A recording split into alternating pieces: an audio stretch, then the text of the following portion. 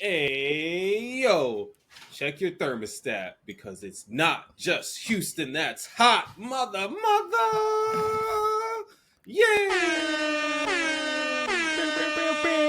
BadKidzPod, ladies, gentlemen, theys, thems, all of our beautiful listeners, we are back. It is your boy, Jafanity, the host that stay doing the most. Brought to you, as always, the champion of the people, your favorite rapper, Nick Beam, on the scene. What's good, my dude? What's good, man? Chilling. And last, and your favorite streamer, Como se dice, Cruz.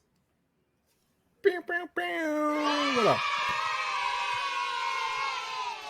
All right, How's my everyone? boys, we are here. We made it. It's another beautiful, I would say, well, I put beautiful in air quotes Sunday because if you're in the Houston area or anywhere generally in the south part of Texas, you're hot right now. And not on some Mims, this is why I'm hot. Like, not on some Nelly hot and her. It's like, I don't know. Beam, how would you describe the current scene temperature wise? Man, it's hot. And they say it's hot too. It's so hot that when you go outside, you be like, "Damn, it's hot." Yo, I heard it's hot out there. I heard it's hot out there too, man. It's kind of hot out. So, heat advisory. There's been a heat advisory every day for like 2 weeks, like a week and a half going on 2 weeks, and we don't see an end to it. So we're not a political podcast sometimes, but climate change deniers, come to the fucking front, please, because my hands just have some things that they need to ask you, like what local hospital you want to go to, because what the fuck, like it's supposed to be this hot, but it's June, my G. This is late July, August, hot. I went in my car to go get my groceries. My car said 110. 110. Black leather interior. Not fun. Nah, that's crazy. Nasty. Remote start? No. Not in the My phone 2015. kicked it up to a from a heat advisory to an excessive heat warning. So they done doubled up on us. So They said it's hot, and then they were like, "Nah, it's kind of hot too, though." They doubled down. They spun the block on the heat. They spun the block. Oh man, I can't believe it. Pretty sure that this from when it started to this past Friday, it is the hottest June stretch of heat on record. It's never been this hot for this long. It's inappropriate. Absolutely insane. Crazy. It's insane. Inappropriate. God. Well, it ain't that hot over here. Only thankfully, hot, but it's hot. It's hot today. You know, we gotta. There are a lot of cool things, like cool as in like not hot, like at all, like very mid, and that's generally how I feel about the summer game conferences. But we can dabble into that a little bit later. But like, all I'm saying is it's hot, and I can't even take the dog outside because it's animal abuse. I Yo, his poor looking at paws. him like, we gonna go to jail if I take you outside. So we're just gonna be in the house looking at each other until it's 9:30 when it's only 82 degrees outside. At night, it's 82 at night. It does not feels like 100. Doesn't feels like 100 anymore. It's crazy. Mm-hmm. There's nothing to do. I don't know what else to do, because if July and August is worse than this, I don't know, man. I'm selling my assets and moving. Selling my assets to pay for my energy bill. Jesus. Yeah. Too adult. Back it up. All right. Back it on up like a U-Haul truck. So, Beam, we got some good news, right? We are, first of all, everyone, we're just going to clap for ourselves. You know, the boys are on a tea break.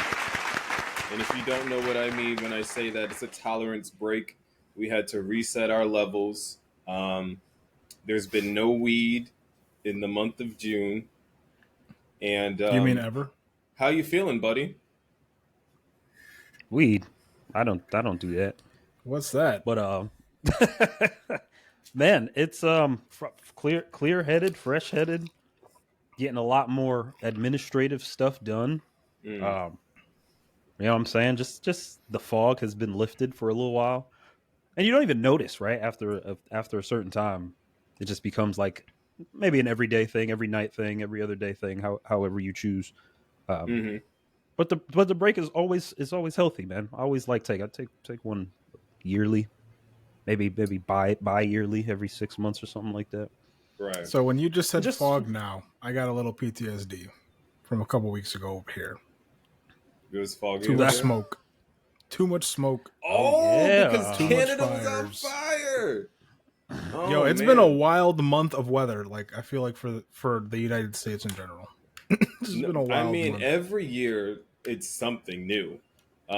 Remember when they were making, like in the early 2000s, they were making movies about like all these weather catastrophes, and there's large scale PSAs. Magic, yeah, that's blah, all. Blah, blah, like The Day After Tomorrow or some other shit like that. 2012. Yeah, they're just large scale PSAs, and now we're in them. We're in the movies right now. We are literally as we speak. God damn it! Again, climate change deniers. Why iota? Why iota? Because you guys are misleading the public. Dude, that was a sidebar, but good for you on your tea break. Proud of you guys. Yeah, I personally hate it. I don't hate it. So let me be specific. The thing I hate is that like dreams have come back and are donkey kicking me right in the fucking face. Like, do you I have such vivid dreams now that it influences my sleep behavior. So I was asleep one time and like, I don't know, sometimes in my dreams I'd be fighting. And I know this is how my subconscious hates me. Violent. Because I will set myself up to lose the fight. Like my in body will dream? just go in slow motion and I will somehow miss my target. So like I'm a stomach sleeper. So like I don't know what I was doing sleeping on my back, but like I was in this dream and I really needed to kick the shit out of this person. Like they were hunched over and it was either like I kick you in the face now and bust a move out of here, or it's a wrap for me. And so I go to kick this person in the face and I double dolphin kick in real life. Both my legs shoot up and I wake up and I'm like, what? Huh? What? Yeah. I also will start talking in the dream, and I need to convince them so bad about like this is the course of action that I will wake up to myself talking. And so yeah, dreams, get them things out of here. I'd pay money to see that. Yeah, so this is a PSA. Smoke weed every day. Just from me, this does not reflect the beliefs of the Bad Kids Pod, but god damn it, if it keeps the dreams away, and like they're not even like bad, like nightmarish dreams. I'm just so done of doing activities in my sleep that I wake up tired. Like, nah, I'm over it. Big time over it. That's hilarious. Can't, won't, shan't, will not, cannot. Nah, no more. No mas. Yeah, I can second that, man. They came back with a vengeance. I usually don't dream, and then like even if I do dream, you don't remember it so much. But I'm think remembering all like of it, doesn't like everyone dream, but it's just a matter of whether or not you remember or not. Yeah, I think so. I'm pretty sure that's how it works. One of the things about when you smoke regularly is it like suppresses that part of your brain, so like remembering your dreams is like significantly harder. So what happens when that? What do you call it when that happens, but you don't smoke? Asking for myself. I don't know. I'm not a scientist. We're gonna have maybe I should go do a sleep study one day. Yo, sleep study is important, and we are talking all about this cannabis and withdrawing, and not really withdrawal because no physical symptoms, just things happening when you imbibe and then you stop imbibing. You can't scratch. Right. That's one of the draws for legalizing it for veterans, because when you partake, you don't have dreams. And a big part of PTSD when you Is come the back from war nightmares. is dreams, and it's not so much, you got to pain pills and melatonin and you're popping all this and that. Like you could just like light something up and then you don't have dreams anymore. It's just, one Or of the eat. benefits of One or the other. same thing, man. Same helps with appetite, helps with anxiety, helps with all sorts of things. It also helps keep black people in prison, so that's why they like it for so now. much. For now. Where's the horn? Well, you know what? There it is. The truth, ladies and gentlemen. You don't need Truth Social, you just need us. Just need us. Truth Social. Oh God. Okay. So it's the middle of the summer, and we're just gonna take a moment to appreciate what once was, and that was E3. Because, ladies and gentlemen, they took E3 to the back of the shed and put 2 to the back of its head. E3 I would is have dead. said 3. Okay. Get it? I'm with you on 3. I'm with you on 3. All right, fine. 3 shots 3. to the back. E3. That was it. Dunzo. Done. Now everybody wants to do their own thing and then hog up your afternoons over several motherfucking days. And they're all like these private like showcases, conferences. And so before we even get into like what people were serving up, how do you feel about like E3 being this big trade show where people got to see, explore, be present and all that? Like, we were down bad during COVID. No one could do anything, but like we were, they were primed to make a resurgence, and now everyone is essentially taken their ball and gone home. Like, how do you guys feel in general about the move that these studios are making? Honestly, I think it was only a matter of time. The writing has been on the wall for a couple years now. Lack of forward thinking from whoever runs E3. I think I think her name is Debbie Cutshaw. Debbie Cutshaw. You got to do better. I don't know how much you're getting paid and your CEO and founder wage. Like, you got to do better. Like you should have known after the first couple of times that the major people pulled out and started making their own thing that eventually your shit was just going to get canceled. I mean, soon as Sony did, I think they were the first, or Nintendo. I don't remember which of the two were the first, but this was like well before the pandemic. But I agree with you. I agree with the Beam. Yeah, I think it was Sony, right? That they were the first Sony ones hates to playing with others. They hate it so much. It's well, my favorite when thing you about have them. when you have so many things going for you at that point in time, why? Whatever.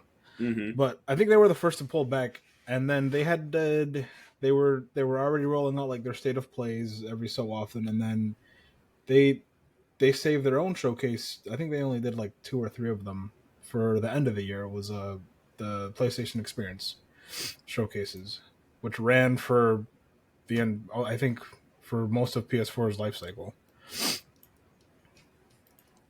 But like, And then I think, go ahead. I was gonna say, I think they only did it for a few years, but their only fumble in that generation, I think, in my opinion, or 2, was being stubborn on crossplay, because they just sort of nipped that in the bud, and then they showed their whole hand very early in that generation. So like every showcase, it was like more of the same 3 or 4 titles. Mm-hmm. That's all. They were all bangers, but should have played a little closer to the chest, in my opinion. I'm just thinking about like, for me, it's like the fans, right? Like, it's really easy for people to go to one spot and at one point in time and then like get their hands on and like be in that environment. And so like for me, because that is missing, that is like the really big L that these people are not like I hear you guys and like the writing is on the wall, but I'm just thinking about like that fan experience, especially like, we younger gamers or like more experienced gamers, like regardless, like that it impulse, I wanted to fucking go. And now I gotta have my Me life together, personally. and I got a little bit of money, and now it's nothing. Now I gotta log into Twitch at 12 noon on a fucking Tuesday and hope for the best. And I Or hate catch a it. VOD on YouTube. Right. That's how I've been doing it. Oh. I've missed a lot. I haven't watched much of the last couple that they've done. Like I haven't seen Microsoft's Starfield conference. I haven't seen. I think Sony did another one recently or something that I haven't seen. Or I some think there was gameplay just trailers. another Nintendo Direct like 2 days ago, but they Right. talked I haven't about like seen the that one Mario either. RPG, and I don't want anyone to hate me over this, but I don't know if I've ever played a Mario game start to finish in my life. No one's shooting me down. All right, wonderful. I would have been okay. I would have been okay not knowing that. I would have been okay not knowing that. Does Mario But- Kart count? No. It's no start and No. finish. You just play. The race? Are you kidding me? I made it to the end of Rainbow Road. No. No, well that's What impressive. about Smash Brothers? I've made it to the end of a story mode on That's that. that's not an exclusive Super Mario title. He's I'm in not it. giving you any bail here. I really Yeah, feel me like neither, man. No Odyssey, no Super maybe Mario 64, bro. No. Super Mario World, I hate a y'all Game for- Boy Super Mario Adventure. Oh, I Come on. did beat Mario Tennis from start to finish on the Game Boy Advance, so that was probably No, we're not giving you that. Fuck you. I'm sorry, Well, then I guess Nope. I'd have to put that in the same category as Mario Kart. That's Mario doing extracurricular activities, and not saving friends. Peach for the umpteenth time. You gotta save Peach, bro. I don't want to. She's Clearly. fine. She's No, fine. I think I've Super Mario World on Super Nintendo, and then Super Mario 64. I'm pretty sure I've beat a handful of others, but don't really remember beating them. So yeah, Mario just really doesn't do it for me. Didn't even see the movie. Oh, the But I movie heard it was was great. We liked it. didn't Yeah, see it. I'm glad that the streets liked it, and it did really well. I hope I really want them to build up to like a Super Smash movie because it looks like they're like Detective Pikachu, the Sonic movies, Donkey Kong was in Super Mario. Like they could do that shit. Right. I'd watch it. The Mario Detective verse. Pikachu would be a hard switch to get in there. They would need to do. I mean, something. Super Mario. I think him and Donkey Kong fought like a la Smash Bros. In the middle of the movie. Like they're doing that shit. They know Yeah, what they're doing. yeah. A Detective Pikachu tie-in would be hard, but like a general Pokemon tie-in would be easy. I see that on the horizon. Now, before we dig too into this game, because Cruz, you mentioned Sony has a lot of good things going for them, and we just gotta recognize the fact that Obi is the best Spider person, and Into the Spider-Verse is like, so it's 4 weeks out, right? It's been in theaters for 4 weeks, and this weekend it reclaimed the number one spot in the box. What office. toppled it? Transformers, right? No, I forget what took out Spider-Man for a week, because Pixar's Elementals came out and The Flash came out, so I think it was like the audience, like both of those things, even though The Flash has zero staying power, well below budget, love to fucking see it. First of all, round of applause to everybody who has not seen that film. Round of applause. I haven't But- seen it, so we're doing. Yeah, the fact that 4 weeks in, it's reclaiming its number one spot in the box office, that just makes my heart smile. Was it Guardians? Maybe I'm looking at what may have done it. But Oh god, that's Can't another see movie it. that I forgot existed. Guardians of see the it. Galaxy. I can't. Not I got see it being Guardians. number one on Friday the 2nd because that was release date. Mm-hmm. Mhm. Friday the 9th, Transformers, Mm. and then That's- so that's Spider-Verse number 2. Friday the 16th was The Flash, Elemental, and then Across the Spider-Verse. And then this week it was this week. They came back if the rumors are true, they've retaken. Man, talk about a nosedive. But also another movie that I'm seeing as I'm scrolling, No Hard Feelings, by Sony Pictures. Is that also Sony? Jennifer Lawrence. With Jennifer Lawrence, yeah, that is a Sony production. So the shout rolling out to ball of Sony. Sony getting their shit together. Now, what is your favorite part of Spider-Verse? I will say it's his parents. In particular, the relationship with him and his mom in this one. That relationship in the movie almost brought me to tears, if not actual tears, at least 3 times in that. Especially because she wasn't really in the first one. And in general, it's hard to have a superhero movie or a movie in general where both parents are alive, especially like animated John. Someone always dies, or has already been dead, right? Mm-hmm.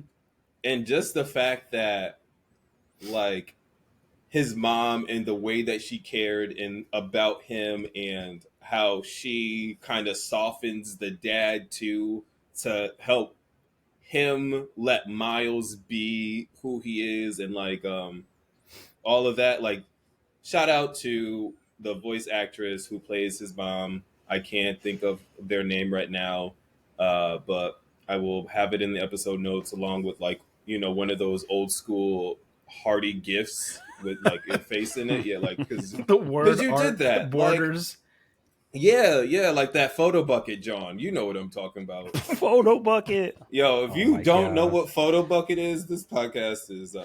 I'm glad you found this. Is all I've got to say. Photo bucket, throwback. What about y'all? What were some of your favorite moments from that movie? So I'm obviously going with my man Hobart Brown. Hobart. Clearly going with my man Mr. Anarchy himself, openly against the authoritative regimes that plague his world. Every other world. My man just like me, basically. My man just like me. He's him and I am him and he is me. And at large, I would say Daniel Kaluuya's performance, and then larger how they depict people of color, right? And then a sidebar, Donald Glover pop in, pop out. So like just how y'all handled black men specifically and how they exist in the world. There was definitely some people of color in the writer's room. Definitely felt represented. It was just well done. Well done. Love to hear her voice. Issa Rae. Absolutely. Mm-hmm. Just how they handled people of color. And that, I guess that extends to Miles' mom. Because I felt like I was in the room when I was a kid. Like, I hang around a lot of Puerto Ricans, a lot of black people. And it just seemed natural, right? It didn't seem forced. Mm-hmm. The dialogue was good. And, yeah. But also rally against the system. Fuck authoritarians. Like, bro, get them out of here. When he pieced out, he threw off his thing like, "Oh yeah, I quit." Just like, yo, he did one of these. He was like, "All right, I'm out." That's it. Left. He knew it. He knew. It's like when you don't show up for your last shift at work. You kind of just leave your shit and just like, yeah, I'm gonna see y'all. Yep, dipped off, left the little transporter thing because he knew Gwen was gonna need it. After he already made his own. That dude is too smart. Made his own. Killed it. What about you, Cruz? What stands out to you from that film? Full spoilers, by the way, if you haven't already. It's been out for 4 weeks. Yeah. We late, so if you ain't seen it by now, I'm sorry to that, man. Firstly, because, Dad. Peter Parker's baby Spider-Girl. Like, so cute. So cute, bro. So don't bring her on adventures with you. You're a bad dad, but she's also killing it and loves it and has so much fun, dude. Has her own mask. Yo, Miguel O'Hara was pissed, but just took it. He was like, all right, whatever. She's here. She can crawl. She got a web. Why does she have a web shooter? She needs You gotta one. learn somehow. Tastefully done. Yeah. To piggyback off of what Beam was saying, yeah, I think representation was huge, and they nailed it. I think beginning to end, nothing felt forced. In terms of the authenticity of how things were presented, I'd say also tastefully done and very accurate. And Rio, with Miles' mom, my mom's not I'm half Colombian and half Puerto Rican, but shoe fits, bro. Same thing. Very, very tough loving, and then also very what's the word I'm looking for? Compassionate when need be. Yeah, I love the whole fucking thing beginning to end. And we gotta show love to the villain. Like, well, yeah. So out of every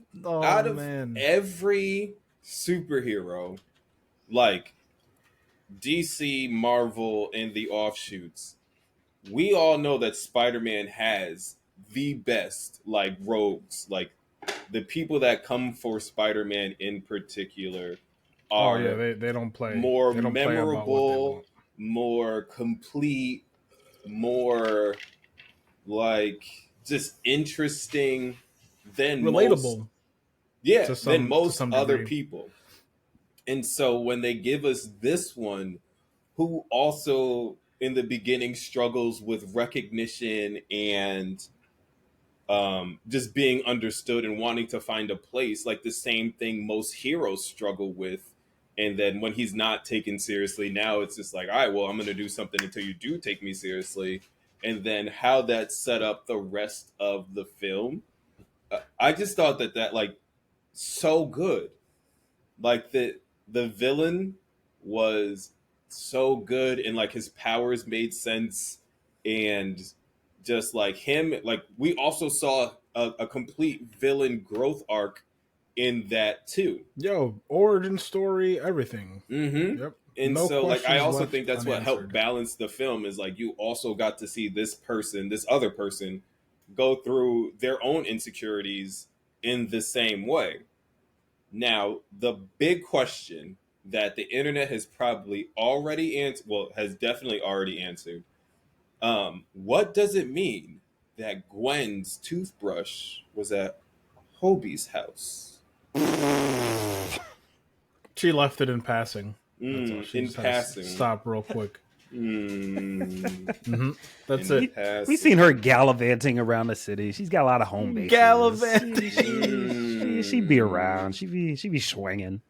Sometimes she got to stop by. He probably live on the West End. She live on the East End. Sometimes she pop by for some food, some drink. You know what I'm saying? Some food and some drink. Yeah, dude, that's all.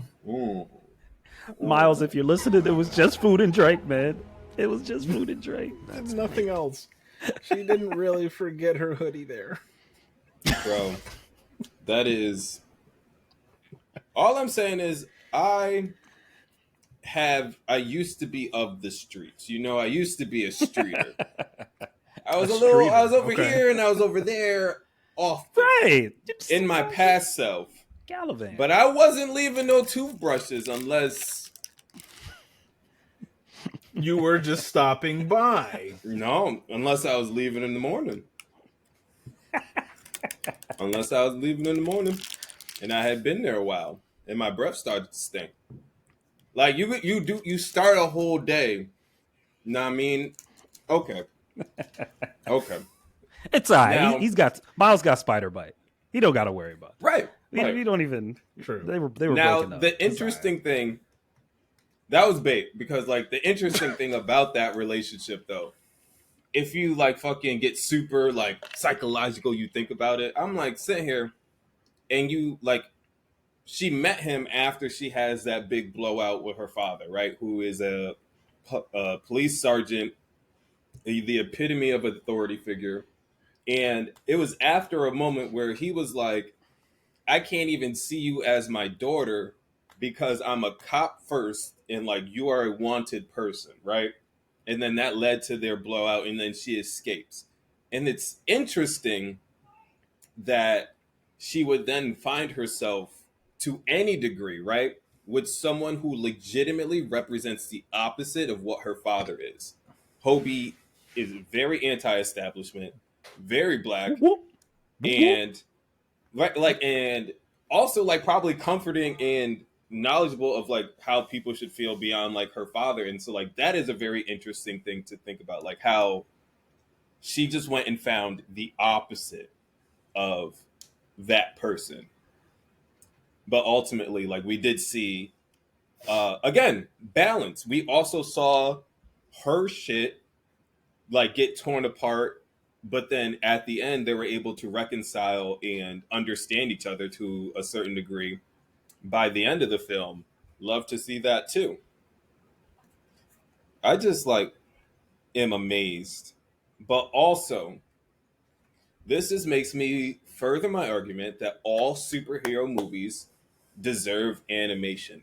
I hate, hate watching real people do shit. I really do. Especially when it comes to like things that are so fantastical that you have to like suspend your belief to a certain point. Because like one of the things because Reddit's gone and I can't doom scroll, like Google has messed up my algorithm, so all I do is pray on the downfall of the Flash. And like one of the critiques about that film was like the CGI was so bad or like obvious or jarring. And I understand that. And also like if you're gonna rip off like the Flashpoint paradox, like it's already been done. And it just works better when it's animated because you are not limited by like what you can like physically manipulate. How do y'all feel about like animated things? Because I am like number one animation guy of all time. Like, do y'all vibe with me on this hot take that all superhero things moving forward should be animated, or do I need to sit down with my therapist and talk about this some more? But yes, yes. Happy mental health month. Okay. Yes, And I'm with you on maybe not every, because you still have Andrew Garfield and Emma Stone, which is the best adaptation of Spider-Man and whomst ever. Yes. Objectively, But subjectively, sorry. Nope. Objective. no, you had it right the first time. Nope. But Nope. it's funny that you mentioned something being done better in animation than in real life, because when we're talking about like Spot, the villain, Mm-hmm. I feel like it was kind of another jab at the MCU, just because of how dirty they did Jamie Foxx's Electro. And when I saw Spot and like his come up hitting by a bagel, and then you're some nerd, and then all of a sudden you get some power, that was literally the same story as Jamie Foxx's Electro. And then, I mean, in the I forget what movie he No Way Home was the No one Way where they Home was had the third one. everybody, and I feel like bringing Jamie Foxx back was like an apology, because he was a very good villain. He's a great actor. He's a great Electro. He played the nerd very well, and he got his power, and he was going crazy, and he's actually like kind of scary. But And then having them redo it like the right way, and then not MCU just brings him back in No blue-skinned Way Home. fucking- Sorry, we did this to Jamie Foxx. We know that he's a big part and he should have been more. So now we're going to give him some good one-liners. We're going to bring him back. We're going to bring back Andrew Garfield. Sorry, right? Sorry. And then Sony comes through and goes, no, this is actually how you do a nerdy to very powerful and borderline terrifying villain. And I just thought that in animation, right? Just you could just do it a little bit better. You can make it seem a little bit more creepy. Jamie Foxx is one of our generation's greatest actors, and he did a fantastic job at Electro, but he's fighting for screen time, right?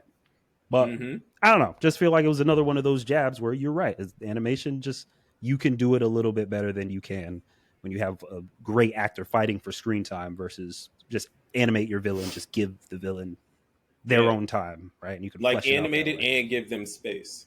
And give them space, right? To do all sorts of crazy stuff. He didn't have that much screen time. Like he was a prominent part in the beginning, right? They introduced him and his origin. He had the funny little like scuffle with Miles and their little fight throughout the city, and then he goes away. And then you see him pop up. we're introduced to him because he mangles this robbery because he needs money because he can't get a job. Miles is in the bodega and he's trying to take the ATM machine. He's fucking talking to the fucking poppy who runs the store like, don't worry about it. You don't even use this ATM isn't even yours. Like, don't even worry about it. He was down bad, right? Super bad. And you to the point that Beam was making of the Jimmy Fox's Electro not getting that much screen time. Spot didn't have that much screen time, but the screen time that he had was very significant. It was very like impactful. You saw him first with the little scuffle, then he escapes. Then you see him again when he has his own little not epiphany, but he has his own like prestige moment where he's like, oh, like he's in his own dimension. He runs out of spots, but he levels up. Then he finds out that he can travel to all these other dimensions and find all these other particle beams or whatever the fuck it was called. And then he just keeps on leveling up. And you kind of see him a handful more times before the end of the film where he's like, all right, let's get it. Yeah. Like, but to answer your question, I don't agree with you on, like, I think I can put myself in a space where if I know I'm watching a movie, it's a movie. I'm going to take it for what it is. I don't have to really suspend my belief that much because I have that in my mind. It's a movie. That's what it is. There's no rules. But if the CGI is that jarring, I can see how it can pull you out. But I don't think I've experienced a movie that has really like ruined it for me. And if I don't like a movie strictly because of the CGI, then I think I'm being unfair. If I don't like a movie, I don't like a movie because it sucks. Word. I feel that. What is after like Spider-Man? What are some other? We don't have to do like an extended like top 5. Like, what are some other superhero movies that you enjoy, animated or otherwise? I would say after Into the Spider-Verse, one movie that I cannot, will not, shall not, like, you can't take this from me. I will always go back to this film because it's so fucking good. The second Suicide Squad, the one with Idris and not Will Smith. That one, the one that gave us Peacemaker spinoff. That movie is so. I've seen it like 10 times. It is perfect. Like, first of all, Suicide Squad is like, that's what I want from DC, is just give me your villains. And I've been beating this drum for years.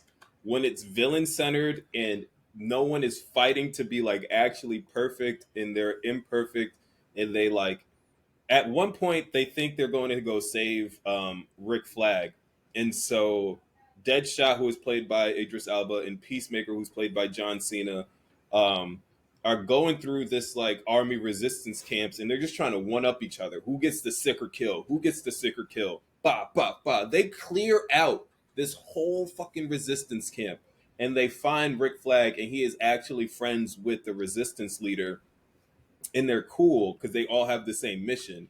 And she's like, oh, why didn't anyone tell me y'all were coming? Because everyone's dead.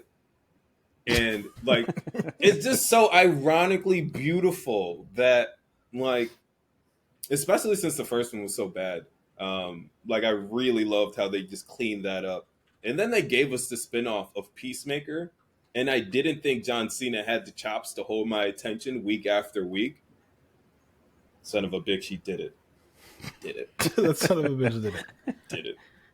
Well, but what about y'all? What are some other superhero things that like you'll go back to or that have a place in your heart? I'm gonna actually go outside of the MCU and DC. And I'm gonna go with the Incredibles. Yeah, I really like the Incredibles. I haven't seen the movies in a long time to like really know off the top of my head. I just really like the way that they handled each character. Each character is important. Every very good rewatches. Right, I would imagine they are. I don't do too much movies because I'm too busy playing video games. But I was, yeah, The Incredibles, very well written, very well animated. Bro. Probably could not work with real people. You'd probably need Nope. a James Cameron budget for live action Incredibles. But yeah, no, that's Yo, and I feel like they good can continue call. because they got kids, so very Good very hard. call. I like The it. incredible, like speaking of the Incredibles, just the fact that they acknowledged in the beginning of Incredibles 2 that like, hey, there are a lot of people in this audience that are really excited for this and not just kids. And good call. Good call. Last but certainly not least, como se dice? I can't think of any animated superhero movie That's off fine. the top of my Or head. otherwise. I don't know that. Right, I don't know that there's that many. Outside of like the not indie, but like the not box office DC ones. Like Yeah. the Justice League movies are pretty good, but I don't know. I kind of have to go with MCU. Right, they nailed it. Now, I think which we were ones spoiled. from the MCU? Because not all of them are good. No, definitely not all of them are good. Like the first Infinity two War is Thors. probably my favorite MCU movie. I think I can watch that movie at any point and be okay with it. Like And the Black it's Panthers. yep, I can watch any of the Spider-Man movies across. It doesn't not just MCU, just like from Tobey Maguire's all the way up to Tom Holland's. Oh man, even Spider-Man 3 with Tobey Maguire. Even Spider-Man Oh 3. god, that one hurts me. Especially, that's one of my put it on as I fall asleep movies. I love Spider-Man 3. That is like I need part 4. Now, hopefully, we get part 4. I want to know. Oh man. So, see, yeah. like no, I can't. Like, oh man, I don't know. It might be a nostalgia thing, but no, Infinity War. I think that one takes the cake, even though it's so recent. Yeah, that was like a good I remember one. watching that in theaters and like going in knowing like, all right, this is half of it, but man, That was an I experience. think that movie like arguably for me anyway, the best MCU movie to date. Oh, for sure, for certain. Damn. And then like, I don't know. It's like we are so stretched thin now with like the movies. So like it's interesting because The Flash is not doing well. And I don't even know if I'm gonna go see it. I don't know that I want to go see it because fuck Ezra Miller, but right. But he's my favorite. Not Ezra, but the Flash is that's my favorite DC superhero. So like, just put Grant Gustin in there. God damn it! Seriously, not too much to ask. They had time. They have time now. He's finished. The series is done. Just grab him. Seriously, I don't think he before wants Ezra to do Miller it anymore, chokes though. out another Hawaiian karaoke goer. Oh my god! Or a fucking Swedish karaoke goer. He was just choking people out left and right. But DC still has 2 movies on deck this year, and I really feel bad that like Blue Beetle might catch a stray for this. I think they're wasted because I think after those 2, it's not going to get retconned. But after those 2, I think James Gunn is going to come in and do whatever the fuck he's going to do. And also, all right, last thing on DC because I can talk about how much I hate them forever.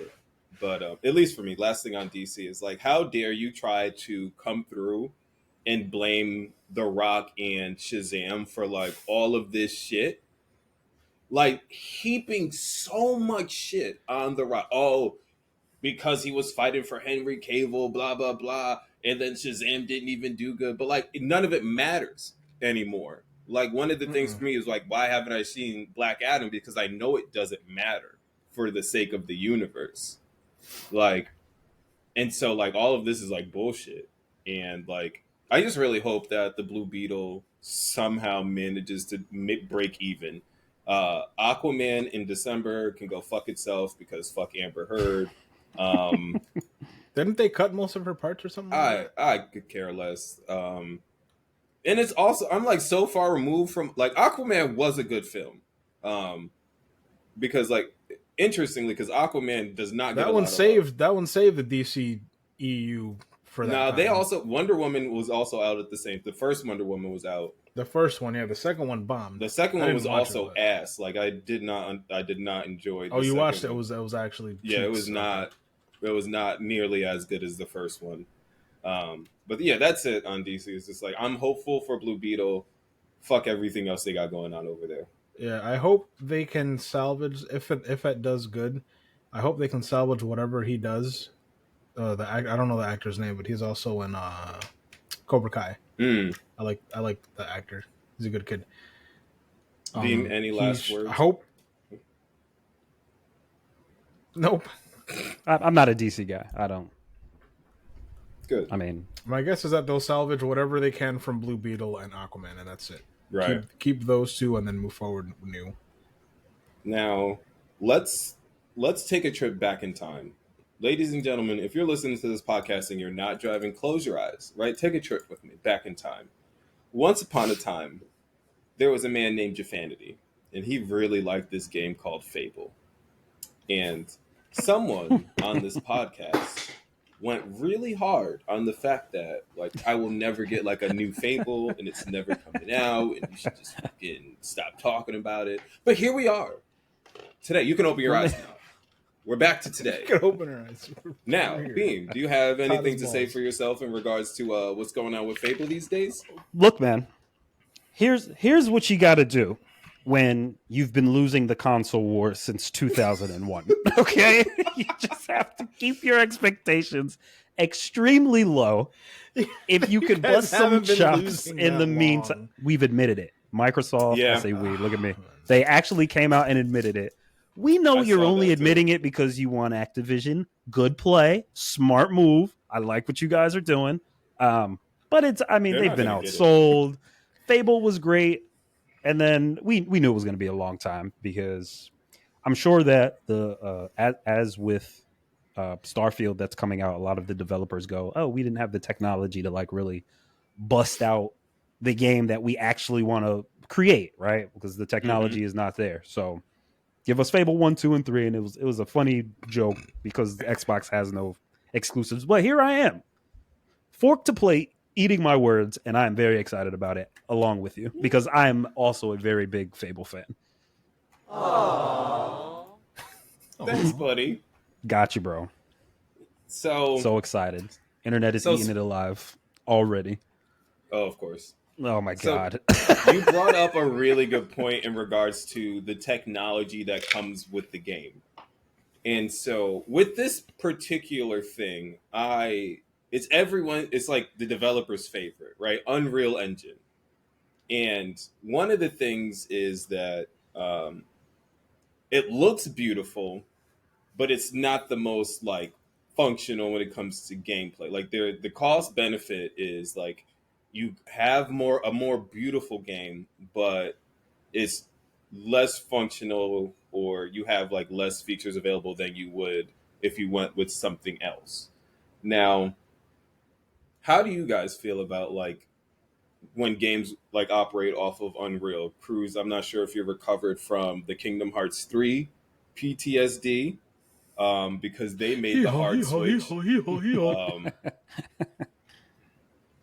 But yeah, like, how do you feel about like when games are running off of Unreal, because they are sacrificing some elements of performance? Not to say that like Unreal, like fuck Unreal, like it makes things unplayable, but like there's a balance, right? How do you feel when they do more beauty over functionality? Depends on the game. What would you guys prefer? I'll elaborate because Beam, you're about to go off, but I'll elaborate after I go. Oh, or I'll go now. Yeah, no, it's all you. So you had mentioned Kingdom Hearts 3. It wasn't bad on Unreal. I didn't mind it. My only qualm with that whole debacle is that they had to essentially scrap and restart like mid-development. So we got a very watered down Kingdom Hearts 3 running fine on Unreal Engine. Like there wasn't that many bugs or any game breaking things that went on with it. We just got a very watered down version of what was supposed to be the game. and it was very evident when the game launched. Like playing it, beating it, like there was these big open, I guess, levels and worlds, but there wasn't much in them. Only a handful were like very detailed, and there was a lot to do, and like maybe half of them. But again, like Beam was saying, it was one of those things where me anyway, I tempered my expectations, so I wasn't expecting it to be this like super long 150-hour fucking game. I was expecting the worst and played what I played. Sometimes and I was just happy. I was just happy to have it and that it existed, and I had a great time with it.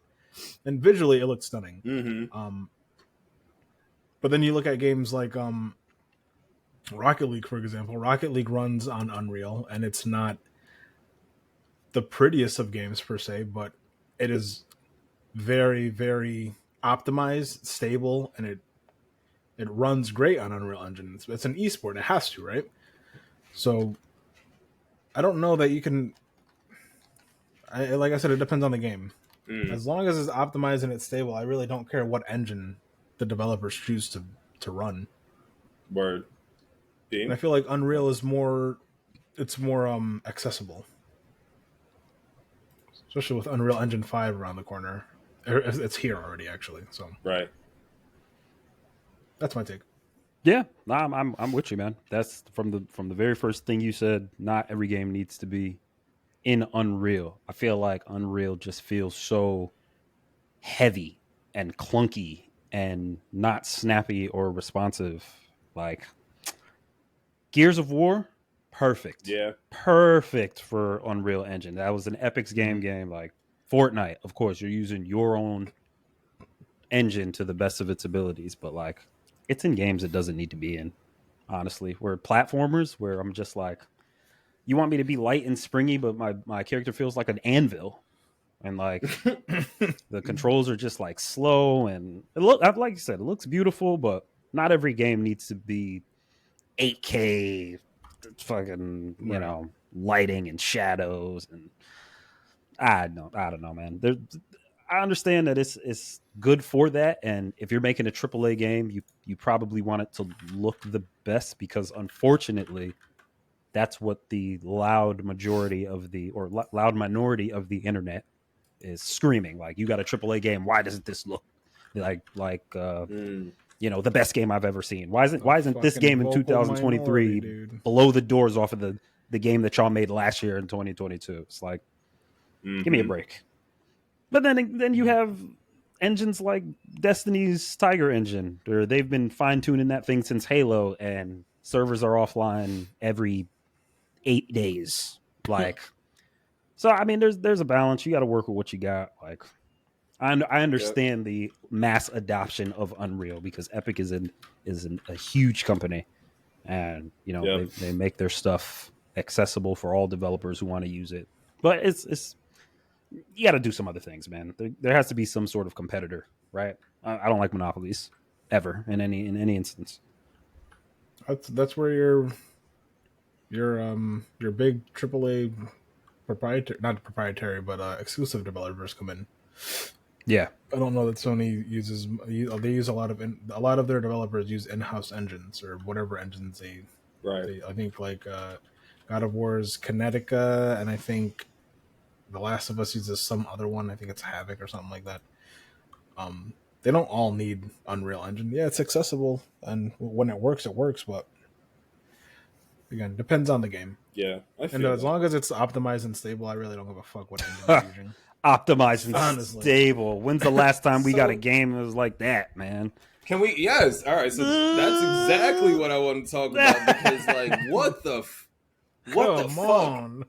At this point in the world, like, why are you releasing broken games? Looking at you, come to the front, Game Freak Pokemon. Money, bro. That's why you like. That's why. Clearly, your last three, like Arceus, was kind of wonky, but for a lot of people, Scarlet and Violet was borderline unplayable. I've seen so many memes. And like it's the same formula. Like you're putting like Scarlet and Violet did do some things different. Like you were able to like choose your different path. You didn't need to go straight through the gym route like normal. But y'all know like the formula for Pokemon. You kind of know what your consumers want. And yet you disrespect them so repeatedly with these fucked up games on launch. And then Zelda drops and it makes you look dumb. A game probably bigger, running on the same small Switch cartridge, right? But it works from jump. Like, where's the accountability, right? I think there was a question there that I had for y'all behind this, but like I just like can't. Well, how do you guys feel about like the trend of just like games coming out half finished, need a 14 gig patch in the second day of the game's life cycle? Like, how do you guys feel? And Have you guys experienced that then burn in the games? you charge me $70, and then all right, $70. come on now, you starting to If get I'm on my paying nerves. $70, that shit better be right. That's exactly right. Exactly. I haven't The last bought a full price game that was Hogwarts for me, and thankfully it was the polar opposite of all the things we just described. It was fine. It ran great.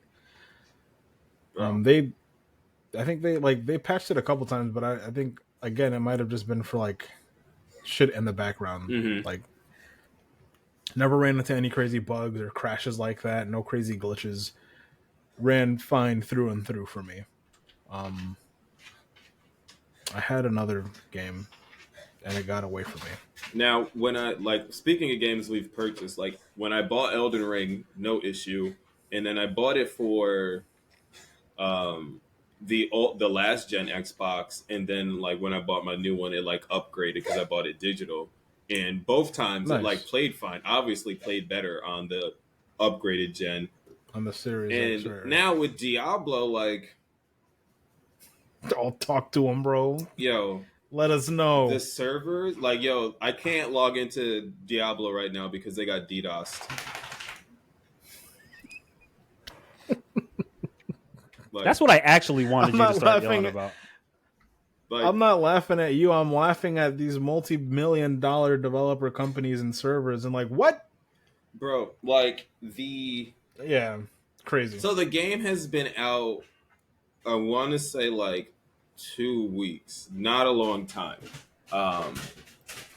So One of the rare occurrences of a large multiplayer game being pretty smooth at launch. I mean, I heard that you had to queue in for a little bit at like when you first loaded the game when it first came out, but no game breaking glitches, no deleted characters, no I got stuck in a wall, now I got to restart my whole everything. Like relatively smooth launch, and Diablo was getting cooked a couple years ago. But gamers got short memories, man. It came out. Well, also, I think the one before this is they made a mobile Diablo game, and people were expecting another cooked. PC game. Bro, Oh, the Jesus. streets Mobile? were Yo, big mad. Big had a whole mad. conference and I don't and think that one was everything. valid. Oh, like that they made it vocal not minority? violent, which is what the streets want with Diablo. But yeah, so it came out on June 6th. And you're right. Like I was watching Twitch streams of it before I bought it because I like did early access too. And when you are playing it, there's no issue.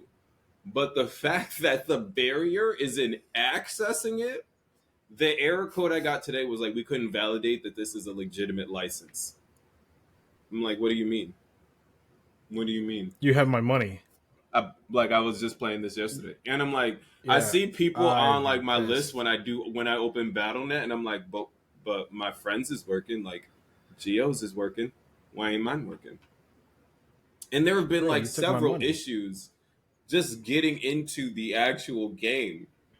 So it doesn't once even you're matter in- how well the game runs because it's just like you can't get into that bitch. Like it's ridiculous. Oh man. But I mean, BattleNet, y'all better keep working on it because like I can't with y'all.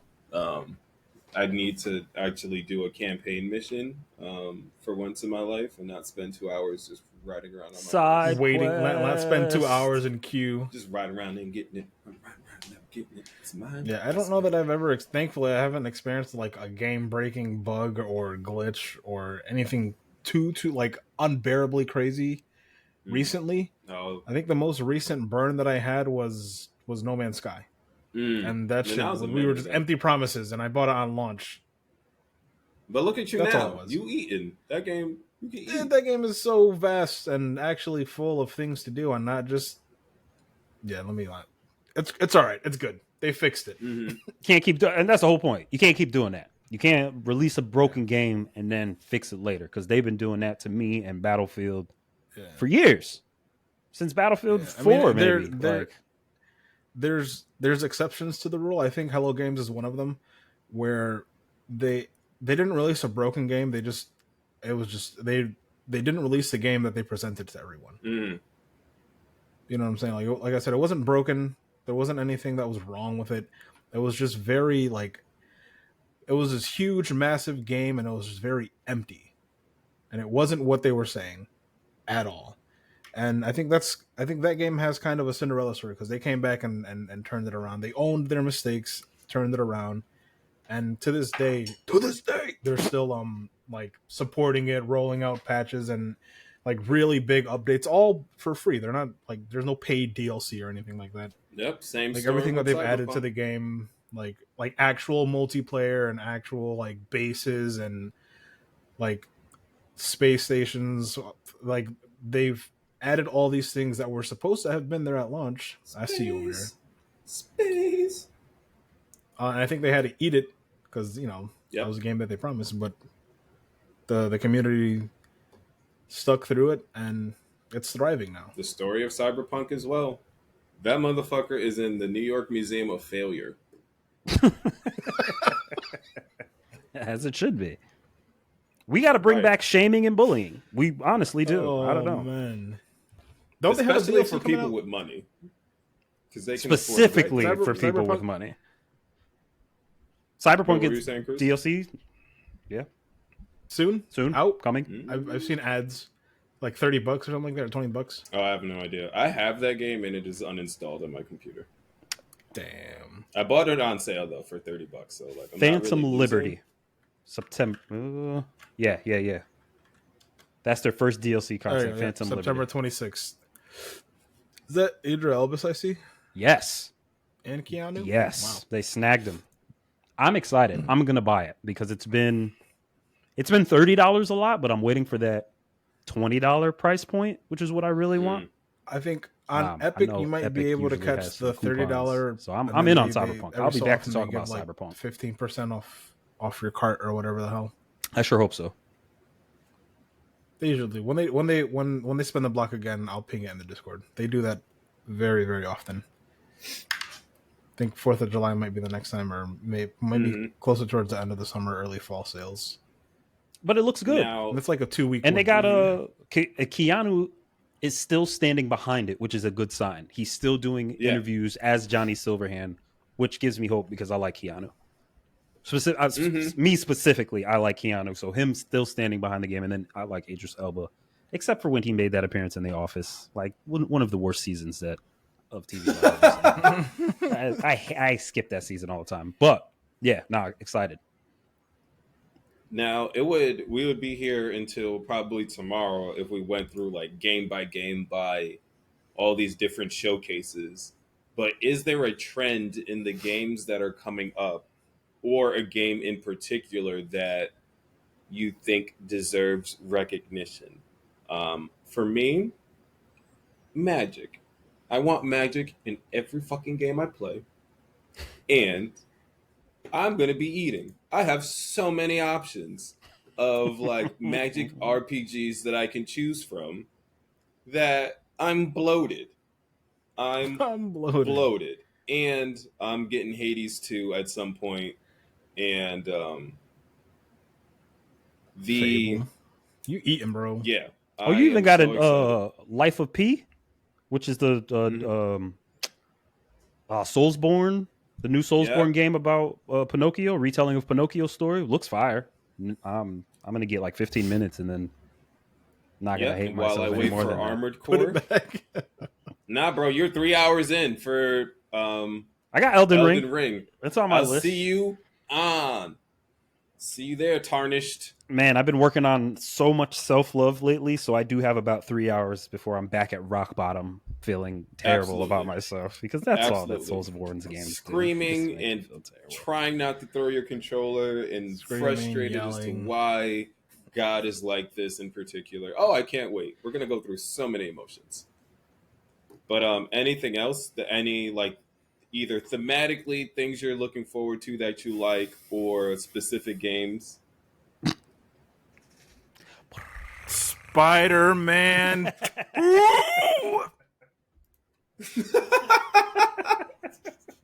That'll be all.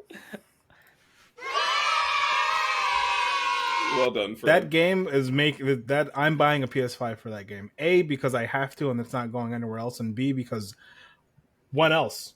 What other game am I gonna buy the PS5 for? Yeah, if you didn't do it for God of War. Was it gonna be God of War? Yeah, I was about to say, if you didn't do it for that. And... Nope, wasn't gonna be God of War. Horizon almost did it, but I was like, no. This is the one. I respect it. That collector's edition looks very, very, very tempting. You deserve it, King. Yeah, that's the one I'm excited for. Gameplay sold. Mm-hmm. Angry Peter Parker in the symbiote suit. Miles Morales as a playable character, and you switch to them how Grand Theft Auto did with Trevor and my son. Yo, yeah, fire. Is it October yet? Nah, I played a couple games on the PS5, man. I know they was waiting. Another example of taking that technology to the next level, like really making your game pop with the. They knew what they were doing. The strength of the technology you have. They tested the waters with the Miles Morales game, and I think it was like $40 or $50 or something like that. It wasn't like a full-fledged game. Mm-hmm. It was just kind of like an epilogue to Spider-Man, and then you play as Miles or whatever, and then this is that's the one I'm excited for. They got its hooks in you. Big time. Not a trend, not an idea. The game. Just one game. And I feel you. That's yeah. This. That's it. I just want to swing through New York City again, man. It's been a couple years. That's true. And I heard they added more boroughs. So the map is going to be. You gotta imagine it's a bigger map. Well, Miles Morales. I don't want to swing. I don't want to go to Staten Island. Yeah. Just kidding. I mean, shout out to Staten you don't Island have to. You can just boot up and then pretend you're there and swing over there. You don't have to personally go. True. What about you, Beam? Trends or games? Oh God, I'm cautiously optimistic about some of these open world games they're doing. I think they were doing a Venom, I think it was called.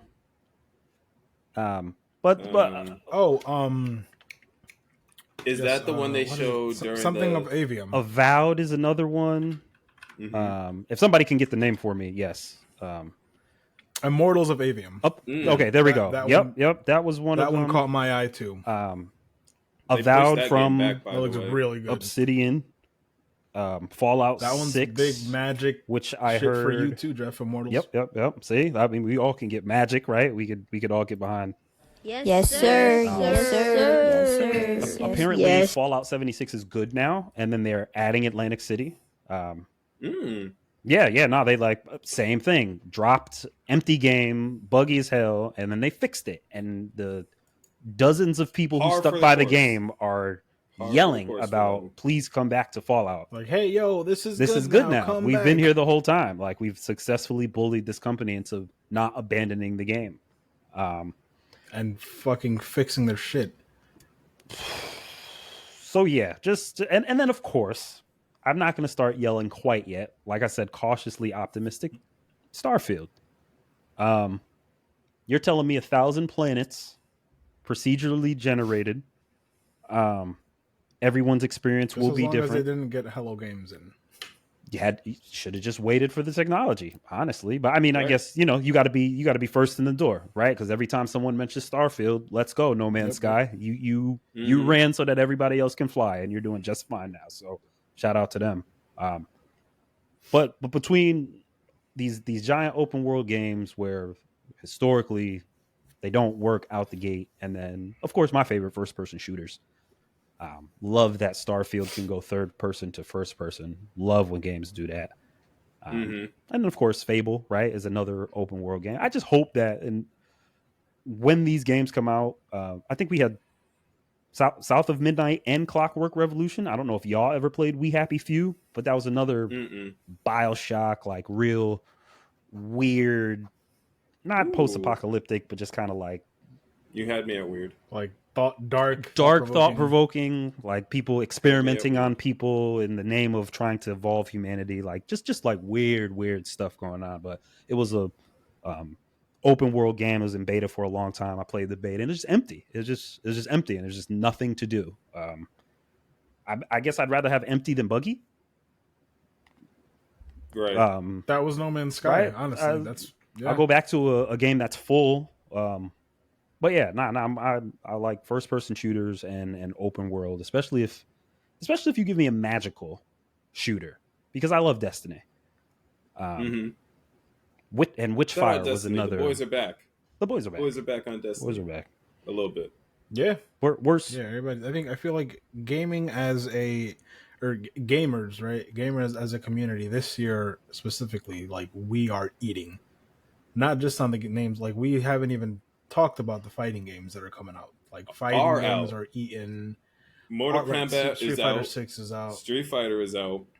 Tekken 8 on the horizon. Mhm. Tenkaichi 4 maybe next year we see it. I just don't need know. They Soul dropped a little Calibur teaser. news.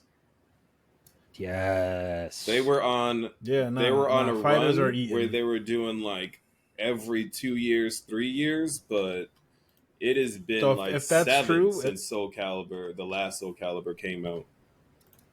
Soul Soul Calibur Calibur 6 6? came out in 5 years ago. Soul Calibur 6 came out.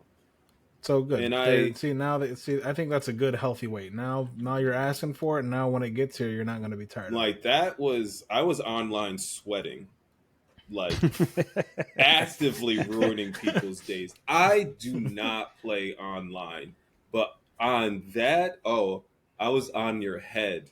And I think Soul Calibur 5, where you could have been Yoda or whatever. A lot of people were trying to cheese with Yoda because he's so small that you like all of the high hits wouldn't go. That the hitbox was? Yeah, the hitbox like, was on Yoda was crazy. broken. I never lost that nigga online. Never. You're picking Yoda, I'm picking Valdo, and I'm gonna destroy you because you're trash. I hate Valdo so much. Oh my dude. god, he's so. He makes people. He makes Nasty. you specifically. Why does he move like that? Yeah, he's my inspiration when I do yoga. I'm trying to be like him. Trying to open up my He hips. could be like Yoshimitsu, dude.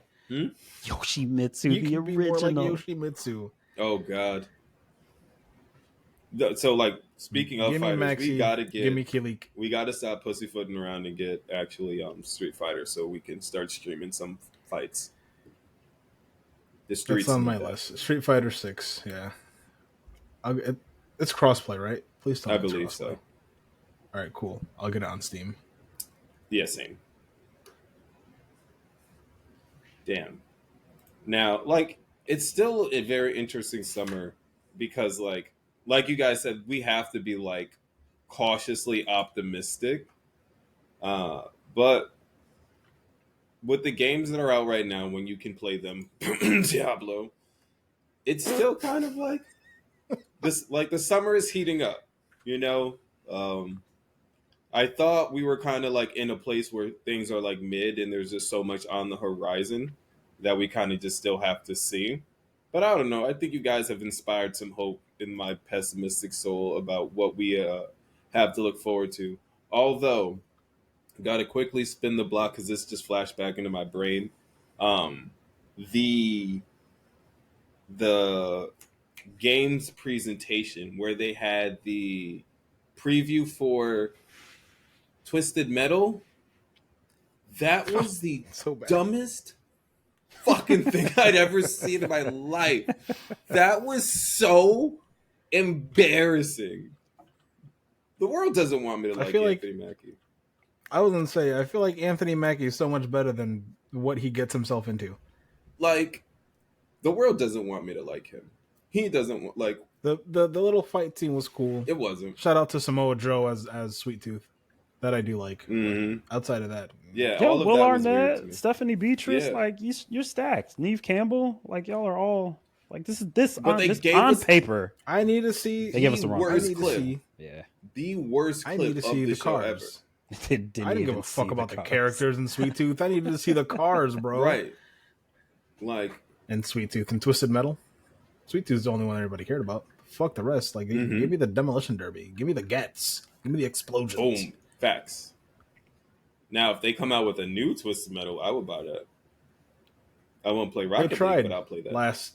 Yeah, they tried last generation. And it Don't didn't you do talk too about well. Rocket Don't get me League, started on you Rocket bitch. League right now, yo. They broke the rankings. The matchmaking's all fucked up. No, tell us. Talk to us, King. Yeah. What happened? Who hurt you? Who hurt They did it you? on purpose. Psionics, mostly Epic. I can't blame Psionics. I feel like Epic. This is all Epic's fault. No, the new season started 2 weeks ago, right? Yeah, Maybe? A week and Ish. a half ago. I don't know. Very recently, a new season started. So, rank resets, and competitive playlists. You have to play 10 matches for you to get placed in your rank. And I don't know what they did, but they redid the whole ranking system for this season, for this patch. And I played my placements day one and placed lower than I would have liked, Mm-hmm. and it was a lot lower than what I ended the last season on. I think we played 10, I lost 3, so I won 7 out of 10. So I should have been like, right there. Didn't put me anywhere near where I was last season. Like, it was a smooth like three divisions off. Damn. Maybe, yeah. And you only lost was- 3 games? Only lost. Were you 3 getting games. like blown out? Was like 17-3 or some shit? No. I think there was like one game where it was like really bad. It wasn't even close. But the other ones, they were all like 1 or 2 goal games. And the games that we won, it was like, again, they weren't crazy blowouts either. Maybe. I think you should take it personally, even though it already seems like you are. Well, like it should. So what pissed me off is that they did that. The community was up in arms, and then they patched it back to what it used to be. So everyone who played their placements early in the season basically got fucked. Should have just waited. I was there. Honestly, but whatever. Wait, did you get scammed by them too? I did. Yeah, no, I did. I dropped two full ranks down, just because of Two whatever. divisions. Yeah. I guess the story that they're coming out with is that there's an influx of new players because it went free to play, and then the redistribution of all these players playing equaled a lesser rank for all if you weren't the tippity top. So you're playing with a bunch of but, people like you. New players are playing in games with you. They're a little bit lower than you are. So if you lose that game, your rank is like taking a pretty hard hit. tanks, right? tanks as pretty much as tanks. they do, right? But then it's Wow. like, nah, you Mind gotta. you, this you shit gotta- went free to play years ago. Right. Like you did that. Somebody did that.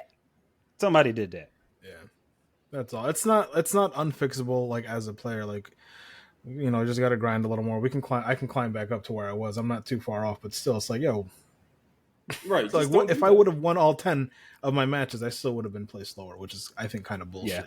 Yeah. Damn. That's crazy. So I play Apex. How many now. did you lose, Beam? Oh, we're Play back on Apex. Apex. I'm back on Apex. Yeah. Mm. I think I lost 4. I either lost 3 or lost 4 out of 10, and then it kicked me from Bullshit. 3 to 1. With Damn. 5 ranks in between. 4 Yeah, I ranks was- in between. Yeah, it is what it is. I think I ended Champs 2 Div 2. They put me at Champs 1 Div 3. Like what? Damn. Yeah, You know so- what's crazy? I've been recording this podcast off my phone because I threw my computer out the window over 5 years. So no one's having a good time. Stressing. No one's having a good time. These motherfuckers Yeah, are that's just all. made of paper, and I just literally all I can do is scream. All I can do is scream. Glass cannon. They just die. They Ranged. just die. They just die. I'm yelling. Oh He's God, I'm yelling. not We all having a win! good time. Yay! Oh, I can't. Oh, they just die, and then it's game over. I've never had this many game overs, ever. Oh my God, this hurts more than Elden Ring death. Okay, And you want me to play that? no, you can. I will not put Fire Emblem. What is it? Radiant Dawn. I wouldn't even wish that on my worst enemy. Mm-mm. Been screaming This is about for- Fire Emblem forever. This is my favorite game franchise now. I think this is so. I did the two that are on the Switch, Three Houses and Three Hopes. I got like something around like 250 hours in Three Houses. Yikes. I have like 150 in Three Hopes. I just need to finish my last run through, and then I just finished Path of Radiance, which is like the GameCube one, and now Radiant Dawn is like for the Wii or whatever. Did you say Season of Radiance? Oh God. But yeah, it's those games like it's a turn-based, like tactical, like you're moving units, kind of like an army commander, and this is like. But when your units are made of paper, and they just die, Like Xerox or like not even Xerox, like not even Xerox? like Michael Scott's single paper company. ply dollar store toilet paper. Damn. Oh, You fuck God damn. dead. God damn. Dead. I remember. I think there was a screen that was like, "Oh, this character twisted their ankle when you moved them, and then they fell down a pit, and now they're dead. It's game over." That's what happened to me, literally. I'm not making that up. Mm-hmm. So I think I need a screenshot of that. fair enough. It'll happen to me again. I'm more than certain. Oh man. Well. So, ladies and gentlemen, we spent a lot of time talking about Sony, talking about games, and we're excited. We're, especially me and Beam, we're excited for all these things coming up because there's nowhere to go besides in front of our monitors because it's too goddamn hot outside. It is, let me just check the weather real quick. It is 87 degrees and it is 9 o'clock, ladies and gentlemen. 9 o'clock. Nasty. My Weather phone tomorrow, says feels like 101. My phone right now, 89 degrees feels like 101. Just- Stupid. I will be on Xbox. Yep. 75 feels like 76. Wow. I can't wait to go back to Connecticut. Oh. Said no one ever. Shit is gross. Yeah, said me out loud. Yo, but not with. It's the humidity that gets you. All right. So on that note, ladies and gentlemen, it's your boy Defaney, the host that stay doing the most.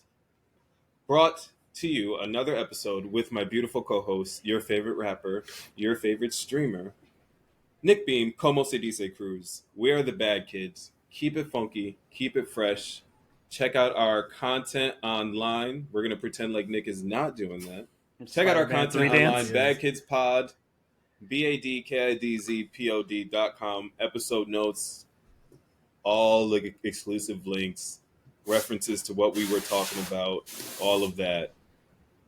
We out. Oh, we didn't talk about the soundtrack. All right, we'll do that next time. Yeah, we'll talk about it next time. Across the Spider-Verse soundtrack. Yeah, Go even listen though to we it. know Got a Behind lot of that music. song. A lot of music Yeah, came out too. Very good. Yeah, Yeah. you We'll are do a it next normal time. person. Gonna ain't did not snitch on me. snitch on you. Gonna ain't snitch on me. Gonna ain't snitch on me. Hey. Yeah. Yeah, Yeah. yeah, Fuck you, yeah. mean? Normal person. Gonna ain't snitch. He don't know you. He don't know. All right, we out. We out for real this time. Bye. Peace.